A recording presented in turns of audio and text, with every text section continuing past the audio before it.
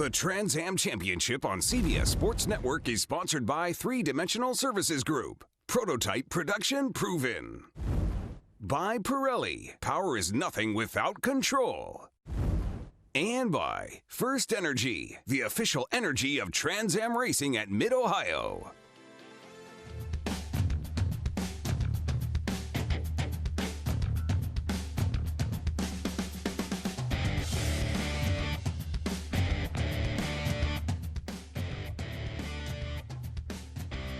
Hello and a warm welcome to Lexington, Ohio, Mid-Ohio Sports Car Course.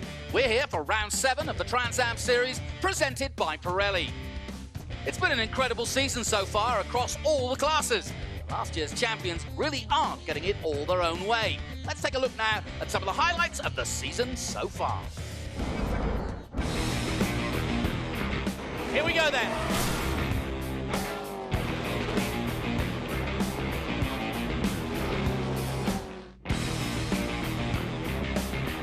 Rolling start. Misha Goikenberg under big pressure now from Rafa Matos. Heavy hit into the barriers. Good start from Loshak. Matos taking the checkered flag.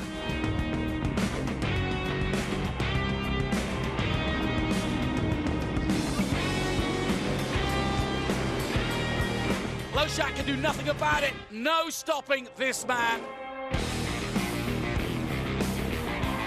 Next up, it's Line Rock. Francis has recovered well.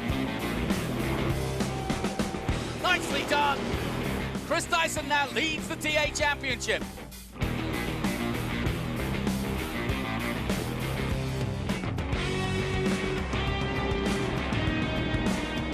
He's got Miller on his outside of touch, and Miller goes round.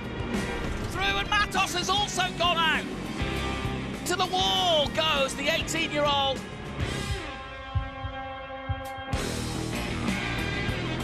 Detroit did not disappoint.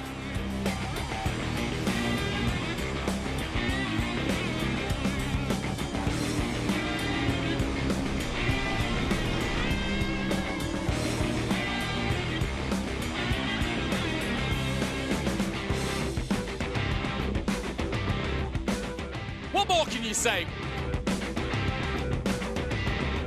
Another brilliant win for Chris Dyson in TA, and this is how it stands going into Mid-Ohio. He leads with 138 points. Ernie Francis Jr. on 127, Amy Ruman third, then Simon Gregg and Lawrence Loshak.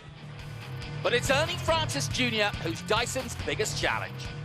It was a really close gap between me and Chris Dyson, and I think it's going to lead to being an awesome race tomorrow. I think me and Chris both know this track really well. It rewards being technical, and I think it's definitely helping us out. That said, this is also a good track for Chris Dyson. It's been competitive all weekend. Ernie and I have just been going back and forth. I think we're actually a little bit more competitive here than we were in Indianapolis, and we're excited to get the number 20 up front. Well, over the years, the Mid-Ohio circuit has thrown us some excellent racing. Let's take a closer look at this 2.258-mile clockwise circuit going into turn 1.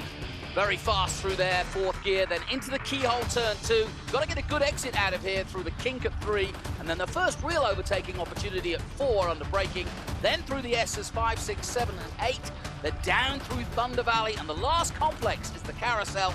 Got to get a good exit out of there onto the main straight into turn 1, and that's a lap of Mid-Ohio.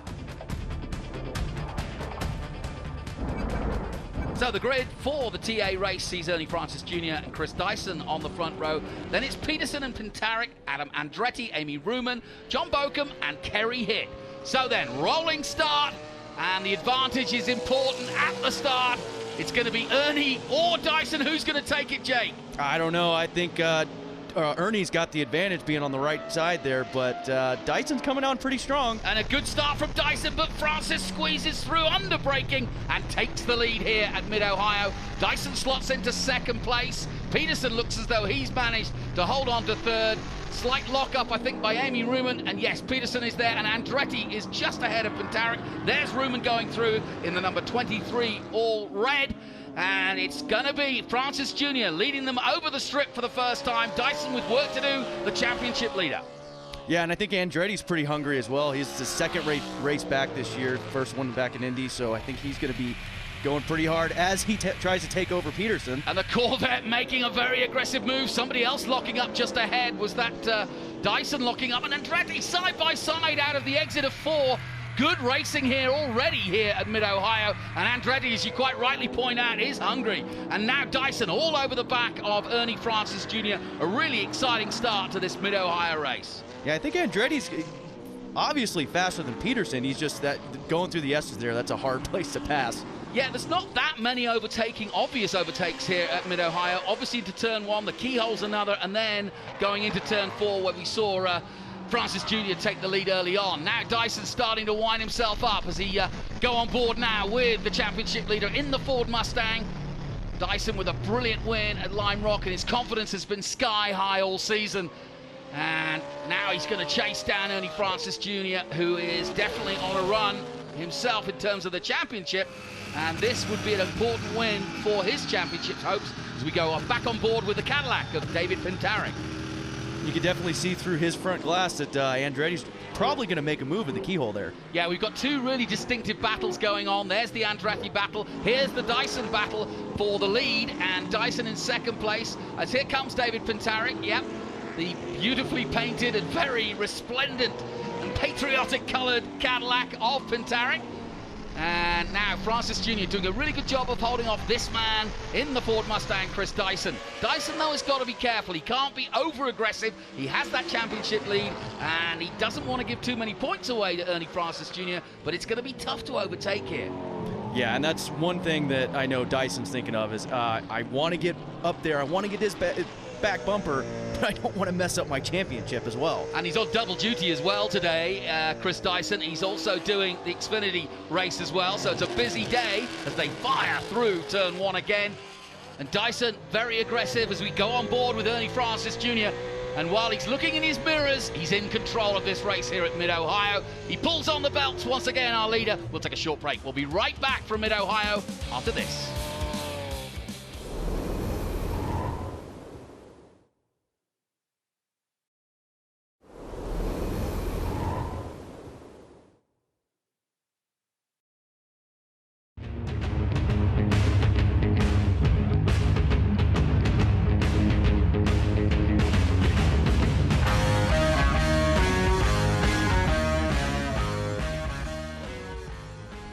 To the action of the First Energy Trans Am 100 for TA, and a really good battle here for the podium, and Andretti with the flames coming out of that Corvette all over Peterson. As we look a little further back, there's Larry Funk being lapped by Pintarik and Ruman. Ruman all over the back of Pintarik. Now, where would she might have a go at Pintarik, do you think? I think she's going to have to wait until after the S's and get on that Thunder Valley. But it looks like Pintarik's really holding Ruman up right now. No question about it. Amy Ruman, her home race, really. These next two here at Mid-Ohio and Road America, she considers her home race. She's had a big history here as we go on board with Amy Ruman. And she can't get past Pintarik at the moment. He's holding her up. And this is going to make for some interesting racing as the race goes on. And look who's joined. Boris Said from the back. In that Weaver car, coming from nowhere, quite literally. He had no qualifying, had to start at the back, did a couple of hardship laps, and he's out there and now challenging Ruman. Yeah, and Ruman looks like she's going to finally get past Pintarik, which is good. I know she's probably frustrated, as I would be, because you got Boris Said breathing down your neck. Yeah, no kidding. Into turn 4 she goes. She gets past Pintarik, and I think that Boris Said will want to get past as soon as he can too. Pintarik definitely slower than both Ruman and Boris Said. As you can see, trying to take different lines and trying to get past as soon as he can. This has been a good run, but it's a classic Boris Said weekend, isn't it, really? Yeah, of course. Come from the back and get on podium or win the race. So he's something else when it comes to Mid-Ohio. No kidding. Here comes Andretti again on Peterson. Peterson's been under pressure for the whole race so far. And Andretti, as you can see, breathing flames and all over the back of Peterson again as they come through 5s. It's too tight to make an overtake through here, I think. And you've just got to wait, like you say, probably to get through Thunder Valley, and then maybe as it opens up. There's not much room at the carousel either. The most obvious would be turn 1, and as you can see, exactly what he's playing with. He's just lining himself up for an overtake.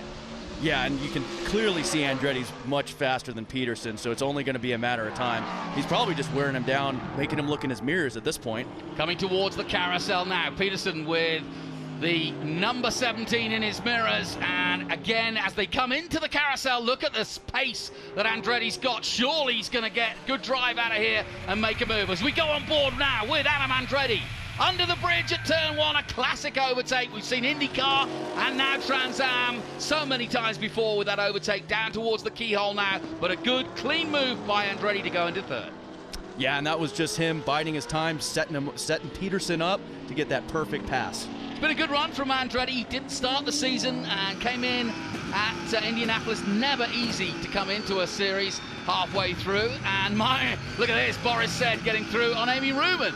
So no surprise then that Ruman and Pintarik gone, and Ruman now with Boris said to deal with, and Peterson's gone. Peterson's out, and that is going to change everything at the front. So the mechanical problem for Peterson as he comes in the pits, back with Dyson as he chases down Ernie Francis Jr. But now, as you said earlier, Boris said got a chance of a podium now in the closing stages of this race, but still Dyson trying to chase down Francis Jr., but the gap now has increased, if anything, and it's a good reaction from Francis Jr. Yeah, and I think both Boris and Dyson, they, you never want to wish a caution, but it's kind of like, maybe we need to reset this a little bit. Looks like Ernie Francis is pulling away very steadily throughout this race. Yeah, the last thing Francis needs now is a caution, because Dyson would get right up to the back of him. And this has been an interesting race, good battles throughout, and here we go. Dyson trying to chase him down the back straight, back with Ruman and Boris said. She's not letting Boris get too far ahead so far, and she'll be hoping for a caution too, but the Manicals, number 23 of Amy Ruman as we go on board with her. Looks like she's got some sort of fluid. It's not rain, because it's definitely not been raining here, but now she's gone past set, and that looked like a mechanical to me. Yeah, it looks like Boris broke something or either thought he was going to break something and just went ahead and pulled in. Yeah, he slowed right down there. Dyson's caught up now with Francis Jr. He's pulled in. What a shame. Boris said from the back, and now the race over for him. And yeah, it was a brand new car with no testing, so they did a good run, but he's out of this race, and we'll take a short break. We'll be back from Mid-Ohio after this.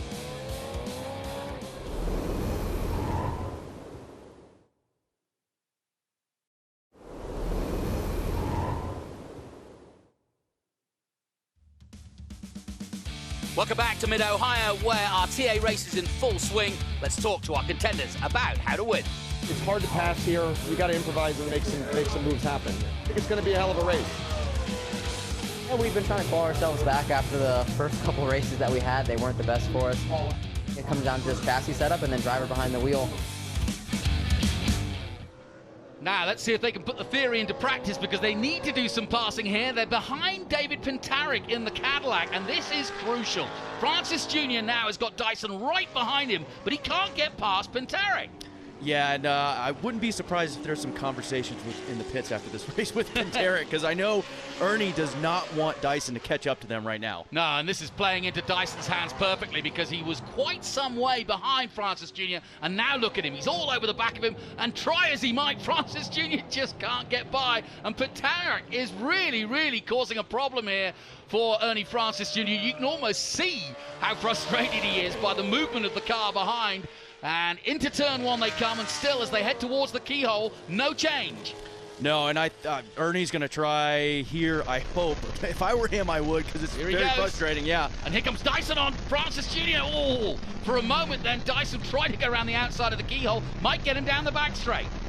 Yeah, and other than a caution, this is the best case scenario for Dyson to catch up to Ernie Francis on a lap car. Well, Pintarik not really using his mirrors in that last lap. Hopefully on this long straight he's got time to relax and see that he's got the championship leaders and the race leaders right behind him. They're going to turn 4. Amy Ruman, though, maybe he's focusing on her because she's just ahead of Pintarik. And still, oh, a little nudge there from Francis Jr. Well, if you didn't know he was there, now he does now.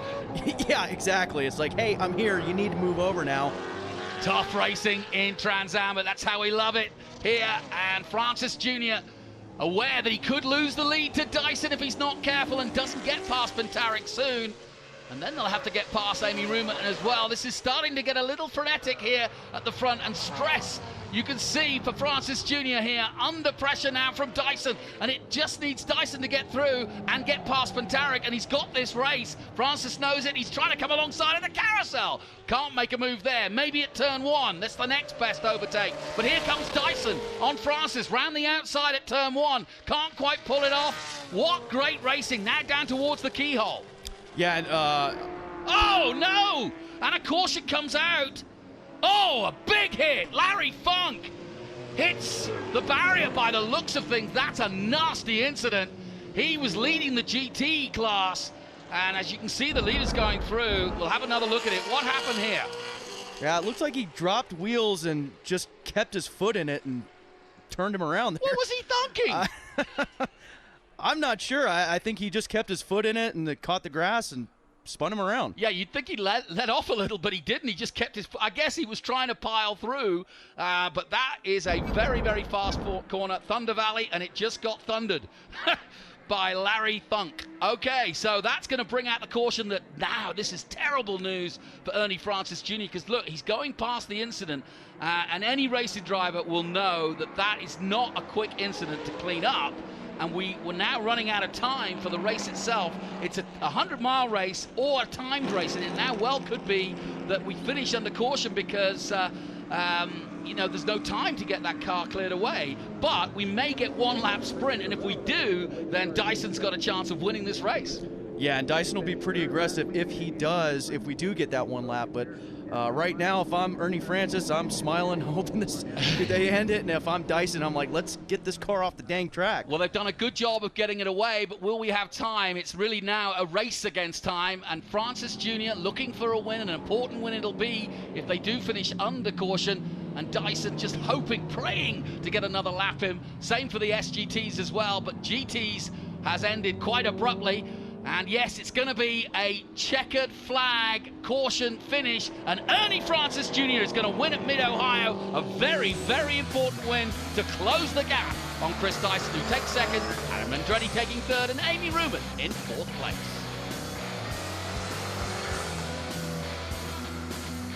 Me and Dyson were really close on lap times, and we were just running back and forth with each other. Lap traffic really held us up there towards the end of that race. We were struggling. I don't think a lot of the guys saw the blue and yellow flags out there, so that was kind of tough, but we had a really great race. Our frameless shower doors Ford Mustang was awesome.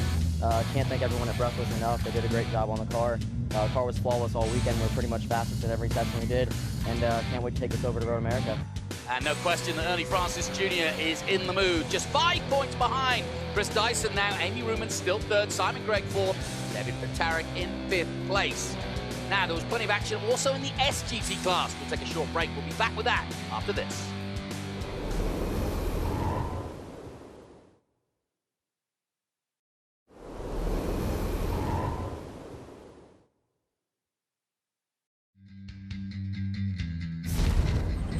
The Trans Am Championship on CBS Sports Network is sponsored by Pirelli. Power is nothing without control. And by AEM, engineered to outperform. Welcome back to Mid-Ohio. Now racing alongside the TAs were the SGT class, where one man is making a strong comeback. I actually won the 1985 National Championship in Pro Formula Mazda. You get married, you start a new business, you have kids, and I took a 27-year layoff. Well, it certainly hasn't slowed him down because Ken Thwaite starts on the front row alongside the championship leader Mark Bowden, and then it's Tim Kesman, Tom Herb, Brian Kleeman, Milton Grant, and Curtis Utzon in again the rolling start behind the TA start. Green flag waves, away we go. Mark Bowden then will lead him away. Good start by Ken Thwaite, so in the Audi on the outside. Bowden should have the better line as they dive towards the corner, but here comes Ken Thwaite in the Audi. Tries to turn it in, but through into the lead goes Mark Bowden. And Tim Kesman already looking aggressive as he comes alongside Thwaites, trying to squeeze his way through, and if he gets through there, that'll be impressive. Oh, and a touch there, and that almost spun Thwaites round. So very aggressive by Tim Kleeman. Take another look at that. Comes alongside, and then just dings in, and you can see lost steering for a moment there, Thwaites. Well, everything did settle down after that drama in the opening laps, but Bowden extending that lead over Kesman in second place, and Thwaites not letting him go, and Tom Herb joining the battle in fourth place. And as you can see, the Audi R8 of Ken Thwaites not letting Kesman go, likewise allowing Tom Herb to get into this battle as we go on board with Tom Herb in the Porsche.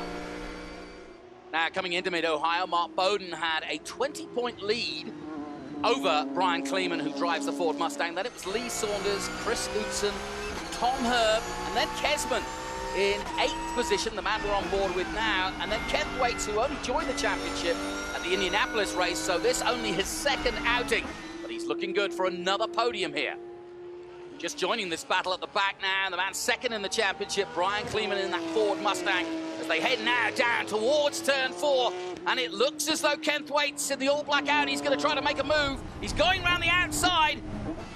Kesman was very aggressive at the start of the race, and I think it's payback time. Oh, it is! They touch again! That's the second time they touched. Let's take another look at it.